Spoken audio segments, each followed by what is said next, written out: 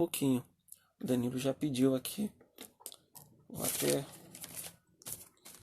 anotar aqui, porque eu tenho uma memória assim, que às vezes ela funciona, mas às vezes ela parece o Windows 98. Às vezes dá uma travada que você não... Danilo pela conversão da família. Ok. Pastor Renato, olha lá. Feliz sábado, que honra, hein? Que honra tê-lo aqui, hein? Feliz sábado. É isso aí, ó. Agora tá ficando bom, o pessoal tá chegando. Vai deixando o seu pedido. Thaís Cunha agradece pela família. Ó, ok, excelente. Muito bem. Temos 1 minuto. Quem mais gostaria de pedir, agradecer, fiquem à vontade. Só digitar aí nos comentários. Neide Elson Machado. Peço oração pela minha ida para o campo, que eu corra logo. É isso aí.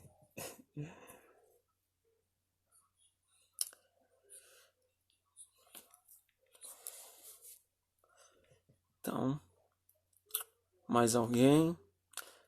É igual o cara que vende no trem, né? Mais alguém? Alguém mais?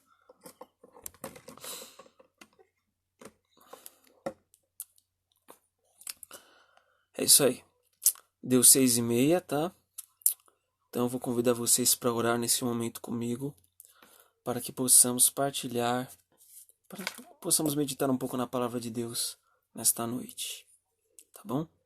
Então convido você, de onde você está aí, para que você curve a sua fronte, para que possamos orar a Deus.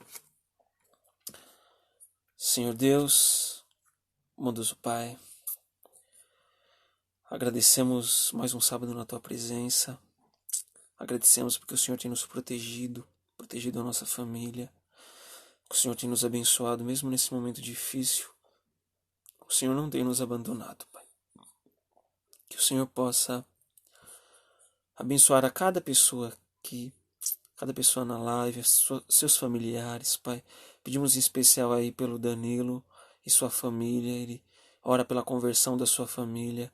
Que o Teu Santo Espírito possa agir no coração deles, Pai. E que eles possam conhecer a verdade cada vez mais. Que o Danilo possa ser uma luz no lar dele, Pai. Para que possa conduzir a família dele aos pés de Cristo, Pai. Pedimos pelo Neide Elson, que também tem o seu pedido. Quer ir ao campo também. Que o Senhor o abençoe. Que o Senhor abençoe a cada pedido aqui falado, a cada pedido que está no coração de cada um e não foi manifesto. É o que te pedimos e agradecemos em nome de Jesus. Amém. É isso aí, pessoal. É a mensagem dessa noite que eu trouxe para vocês, toda especial. Inclusive, eu preciso localizar o verso. Lucas 18, para quem quiser acompanhar. Lucas 18, 9 a 14, tá bom? Gostaria que você abrisse a palavra de Deus. Assim, quem a gente não pode orar pelos pedidos agora, a gente ora no final, tá bom?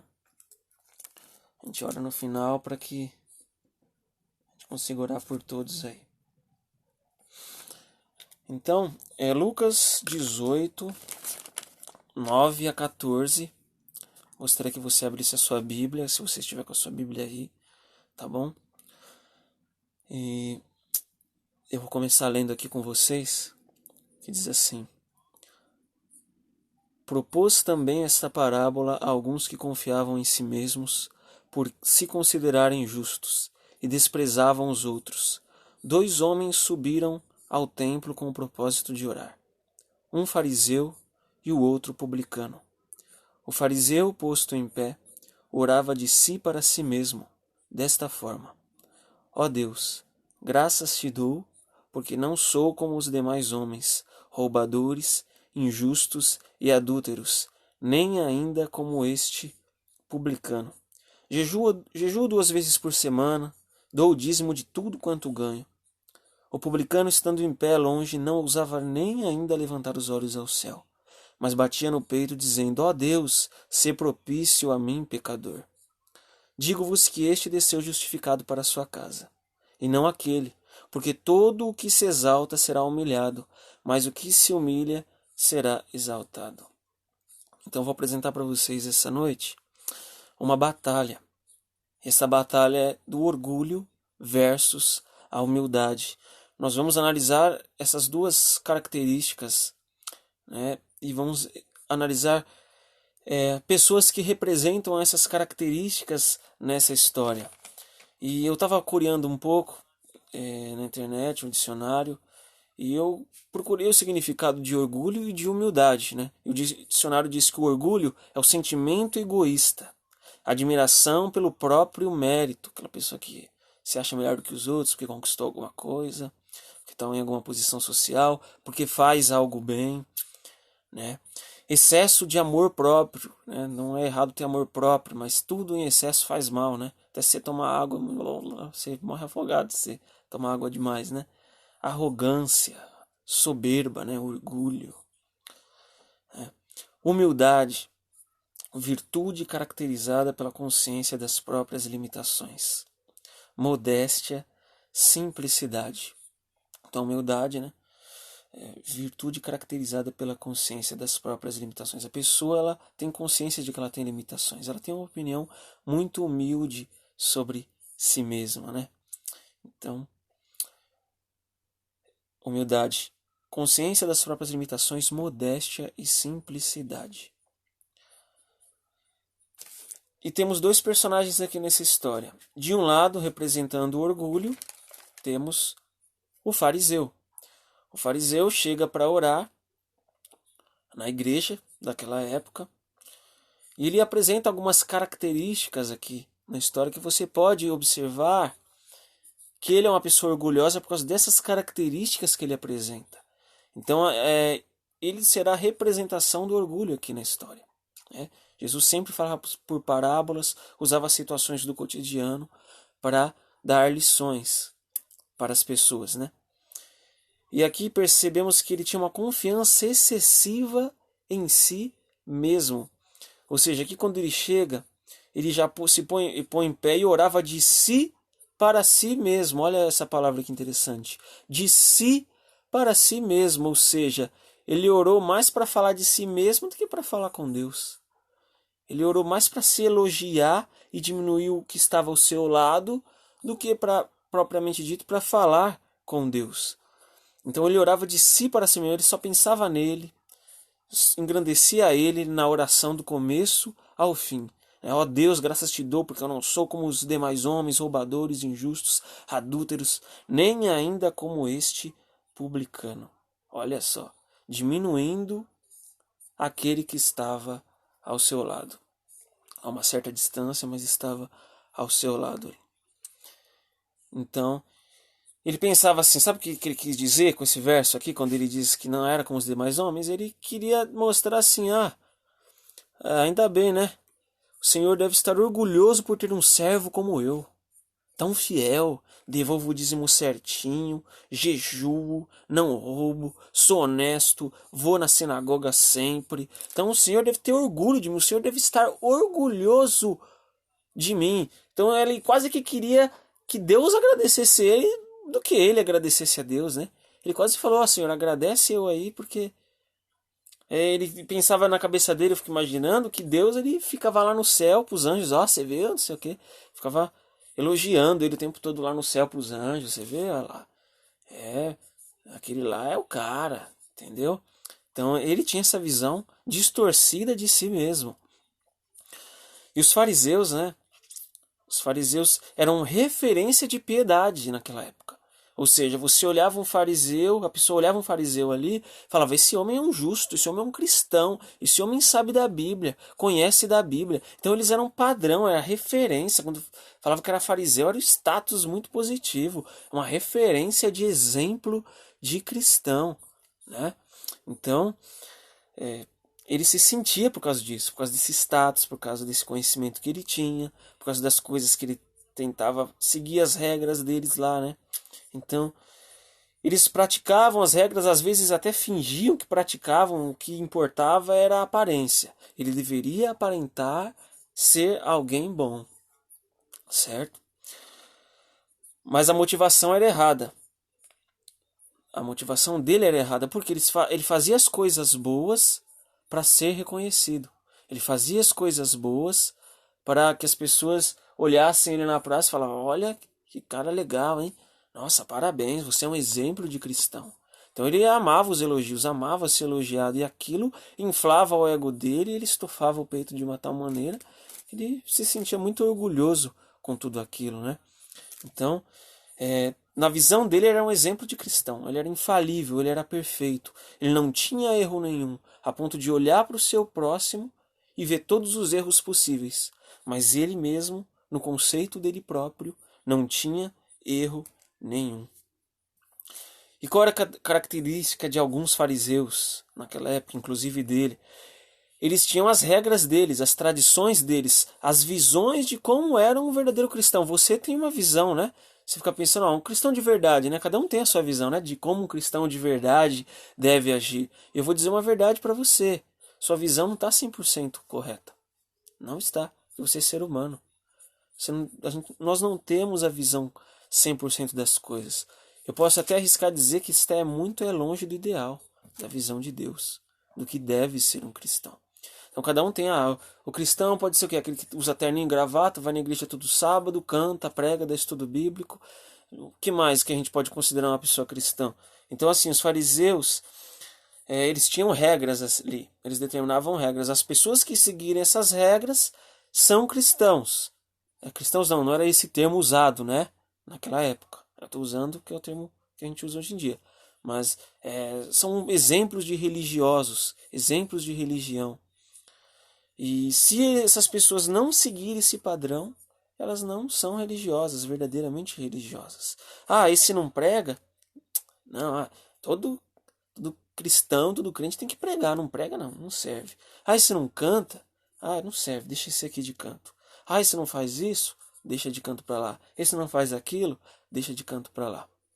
Então, quem não se adequasse à visão deles, eles simplesmente isolavam. Eles simplesmente agiam com preconceito. Excluíam essa pessoa, desdenhava, né? Diminuía essa pessoa. Então nós vemos aqui na história que um subiu para se engrandecer e o outro subiu para se humilhar.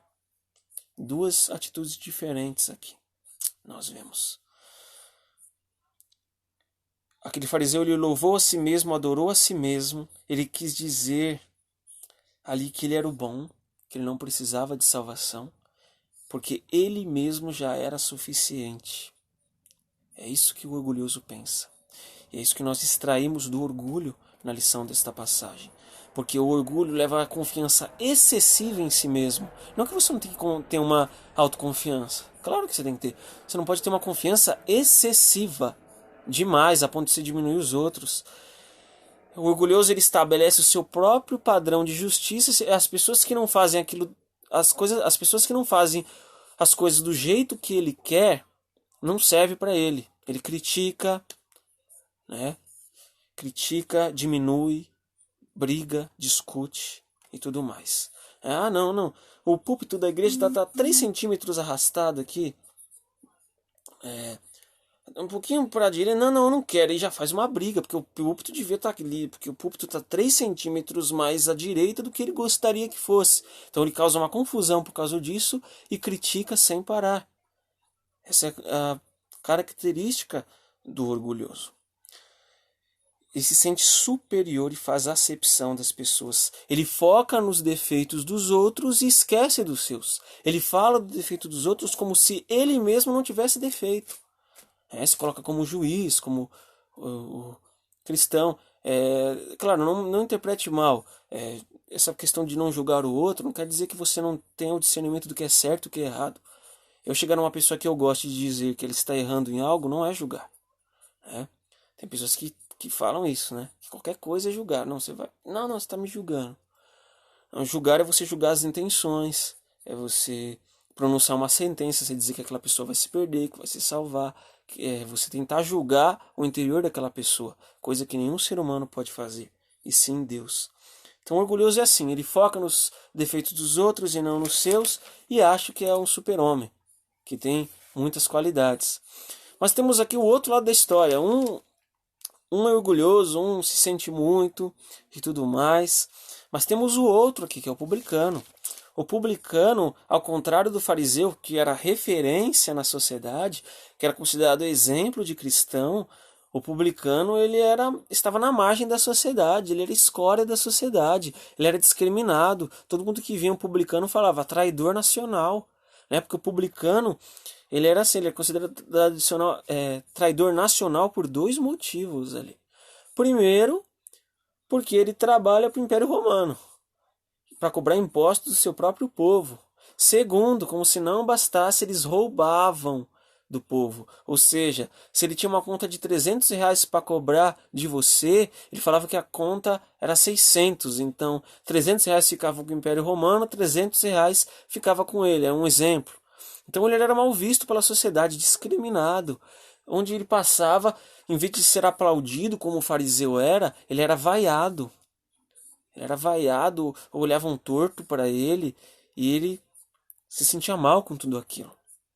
Então o publicano ele estava à margem da sociedade. Mas o que torna a oração do publicano aceito? A humildade dele.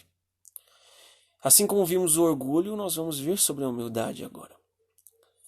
E aquele publicano, ele chega, ele estando em pé, ele não ousava nem ainda levantar os olhos ao céu. Quando você nem levanta os olhos é porque você não se sente digno da presença daquela pessoa. Você não se sente confortável porque você se sente mal com você mesmo. É esse sentimento que o publicano sentia ali na presença de Deus. Por mais que ele se sentia digno de estar ali, ele sentia a necessidade de orar. Por mais indigno que ele se sentia, não, ele se sente indigno, eu não me sinto confortável, mas eu sei que eu preciso. Eu sei que eu preciso orar. Eu sei que eu preciso buscar a Deus, porque eu sou pecador e preciso de salvação. Simplesmente ele pensava assim. E ele pensou nos seus erros. Ele encarou a si mesmo. Ele pensou nos seus erros como se ele fosse o pior pecador da face da terra. Quando por um lado o fariseu pensava que era o melhor crente que existia, o publicano se enxergava como o pior dos pecadores. Ele não olhou nenhuma hora para o lado ali para dizer, aquele fariseu é isso, aquele fariseu é aquele. Em nenhum momento ele olhou para apontar os erros do seu próximo que estava ali do lado do fariseu. Não tentou diminuir, não tentou falar mal dele. Ele enxergou o erro que tinha nele mesmo. Ele pensou nas coisas boas, né? Ele pensa nas coisas boas e viu que ele não tinha nenhuma dessas qualidades.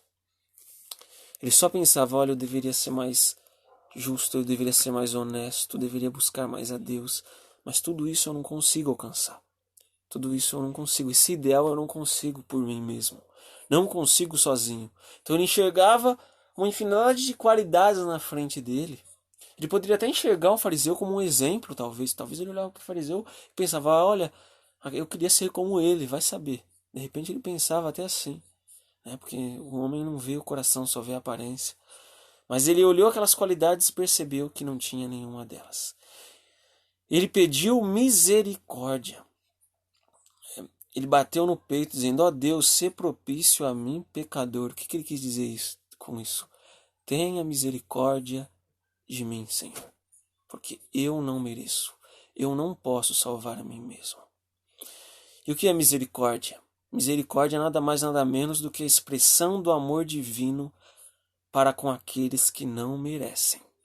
Quando você pensa em misericórdia, é justamente para aquele que não merece e não para aquele que merece. Por isso, justamente quando você se chega à presença de Deus, você pode chegar com confiança de que receberá a misericórdia dele. Porque a misericórdia é para isso. É para quem não merece. E por mais imerecedor que você possa se sentir com você mesmo, a misericórdia de Deus está disponível para você. Mas tome cuidado para não se sentir cristão demais, mais cristão que os outros. Toma cuidado com isso. Sabe, quando a gente começa a se enxergar bem, começa a pensar, nossa, como eu estou bem espiritualmente, a gente está perto de cair. muito perto de cair. O apóstolo Paulo falava, quando eu estou forte, eu estou fraco. Quando eu estou fraco, é aí que eu estou forte. Porque é aí que você reconhece a necessidade de um Salvador. O fariseu ele se declara justo aqui nessa oração.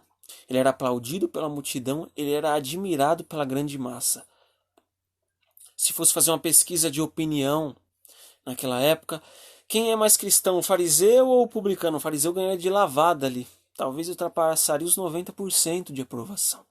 O publicano ali, eu acho que não chegaria nem a metade ali nem a metade da metade do que o fariseu conseguiria de aprovação. Mas, na opinião de Deus, aquele fariseu, por mais bom que ele se achava, ele estava reprovado. Aquela oração não foi aceita por Deus, porque ele só se engrandeceu, só olhou o defeito do outro. Ele não se olhou no espelho. Nós muitas vezes esquecemos de olhar no espelho, de nos olhar no espelho, e pegamos a lupa para olhar a vida do irmão. Use menos a lupa e use mais o espelho. É para refletirmos. Eu e você refletirmos. Na opinião de Deus, aquela oração não valeu de nada. Mas o publicano, que era desprezado, discriminado, escória da sociedade, quase ninguém olhava na cara dele, era um exemplo de vergonha nacional. A oração dele foi aceita.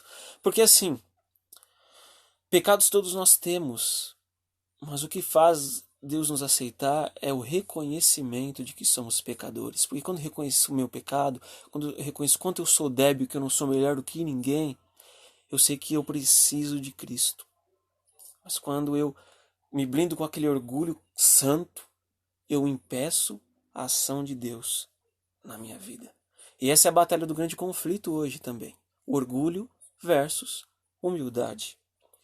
O publicano, o fariseu se declarava justo, mas não era na opinião de Deus. O publicano se declarou pecador e isso abriu caminho para a ação de Deus. Olha que maravilha, que coisa tremenda.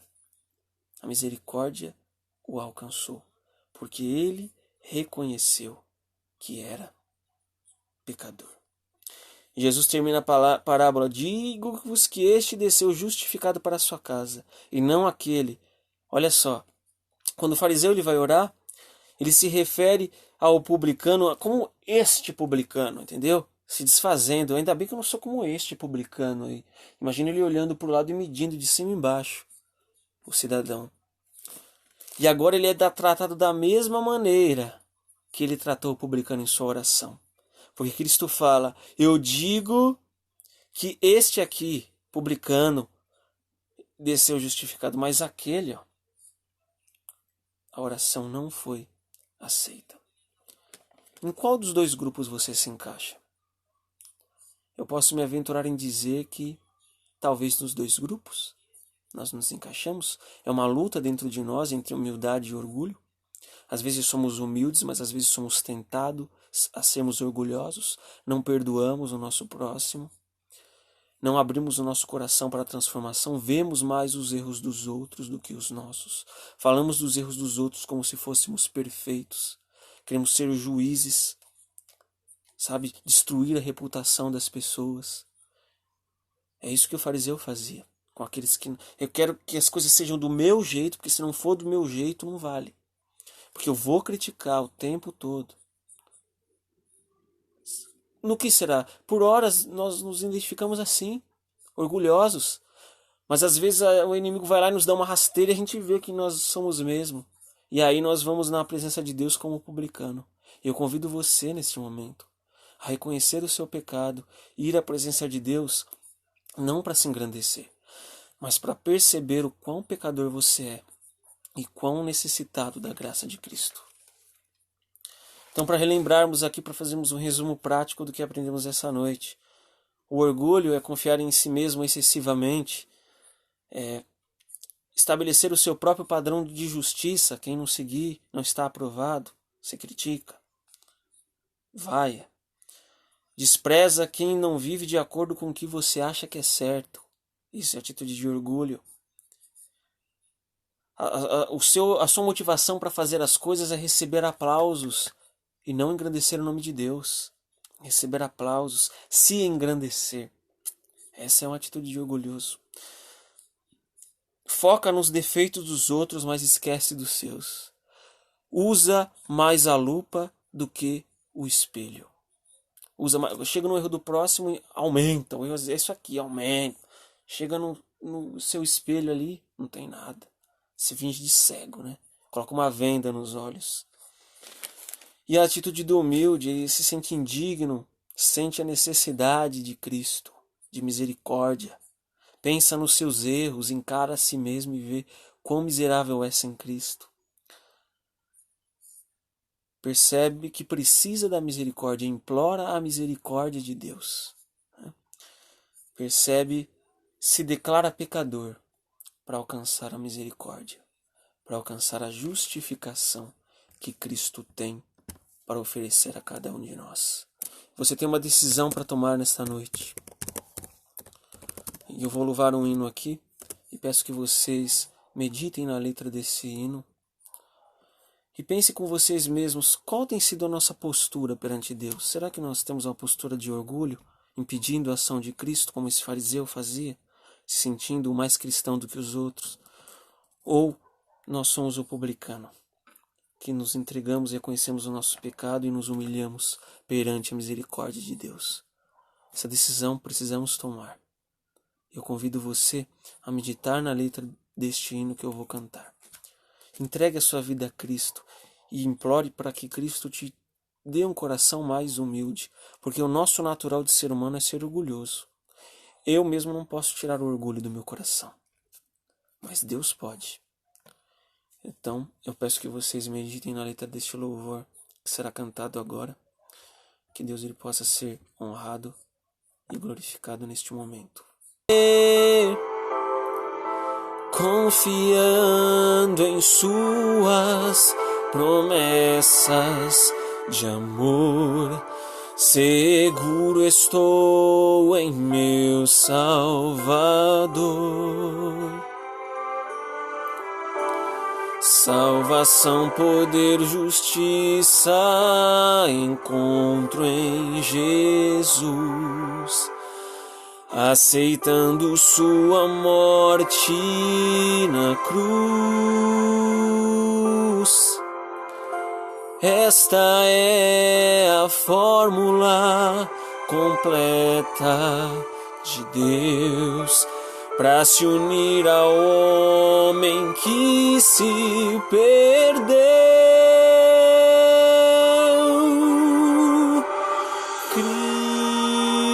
Cristo me ama assim, Ele diz, sem demora vem pra mim. Ele esquece as minhas faltas e as joga no mar. Cristo quer nova vida me dar.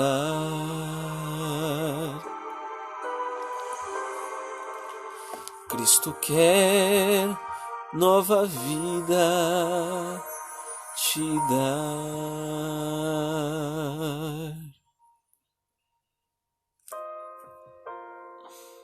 Amém.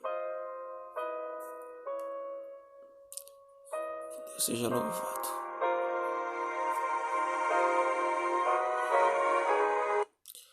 Deus seja louvado. Sim, Neide Elson, essa parábola é incrível, né? Nos transmite lições muito valiosas. Aí queria saudar aí também Caio Fagundes França, grande amigo aí, saudades, que Deus abençoe você. A Regina Toledo também, que entrou aqui, né? Não tinha saudado vocês ainda. Gostaria de orar com você neste momento, que você possa fazer uma entrega do seu coração a Cristo. Sabemos que o orgulho foi um dos pecados que derrubou a Satanás. E o orgulho, ele queria se elevar tanto, e o orgulho o lançou por terra. E Cristo ele se humilhou para nos salvar. E hoje ele está onde? No céu.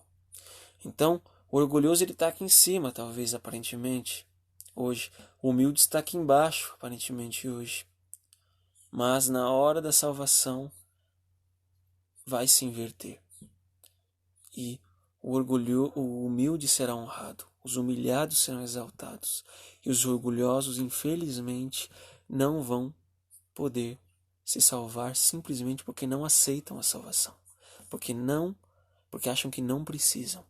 Então convido você a orar comigo. Senhor Deus, meu Deus o Pai, estamos gratos porque o Senhor nos ensina essa lição valiosa de humildade, Pai. Senhor, nos dê um coração mais humilde, nos dê um coração mais pronto a ajudar os outros e menos pronto a apedrejar as pessoas, Pai. Que possamos ter ciência dos nossos pecados, ó Pai, e entender que ao falarmos do erro do outro, para tomarmos cuidado, porque nós também somos falhos, nós também somos errados. Então que possamos agir com humildade, Pai. Que possamos tomar mais posse do espelho e vermos o quão pecadores nós somos, ao invés de pegarmos a lupa e viver aumentando constantemente o erro do irmão, criticando, excluindo, tentando fazer com que todos se adequem às nossas ideias, Pai. Nossas ideias são falhas, é de ser humano. Só a tua visão é a visão correta, Pai.